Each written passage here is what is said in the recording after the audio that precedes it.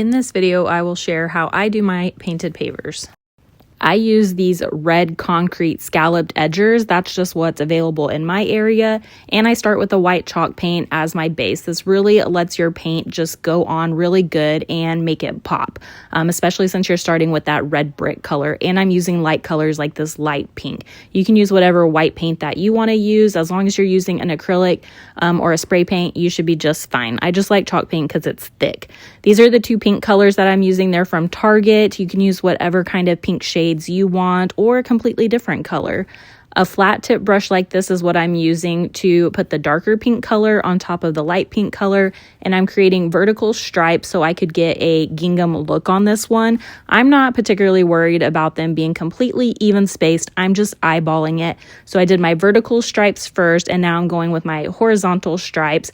If you want this to have more contrast, maybe you leave the background white or choose different colors. Now this paintbrush right here, it's like a round makeup brush, and this is what I'm going to use to do my letters. I am starting with the white chalk paint again, and this is again just to get them to pop once I bring my markers in next. So it looks a little weird. I am starting from the center of the brick, and I'm moving from the center to the right with my letters. And the paintbrush shape right here is what's really already given me the bubble look for the letters just naturally. So I started with the second half of the word, and now I'm coming from the center and working backwards. This just helps me get my stuff kind of evenly spaced on my project. So that's a little tip. I'm going to do the same thing with the word garden. I'm starting with the second half of the word, and then I'm going to work from the center to the left to keep that, again, looking kind of even. Now that we have all of our base colors down with the acrylic paint, the real fun for me comes in when I can start using the markers. These, I get to add all of the fun details on here, and these Meeden markers are just so great. They're paint markers and they flow so nicely with this felt tip. They're continuously flowing.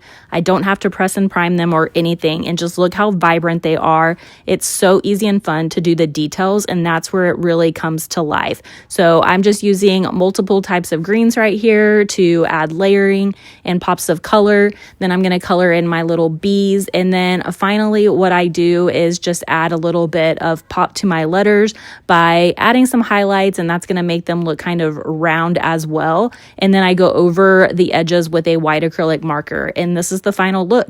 Once I have it done, I do take it outside and spray it with this Rust-Oleum clear gloss spray, and that's what keeps it looking vibrant. These can go outside and stay in the garden. That's going to keep them from fading in the sun. Otherwise, acrylics are water resistant, but they can fade. Once you spray them, they are good to go. So hopefully this tutorial helps and you can create one yourself.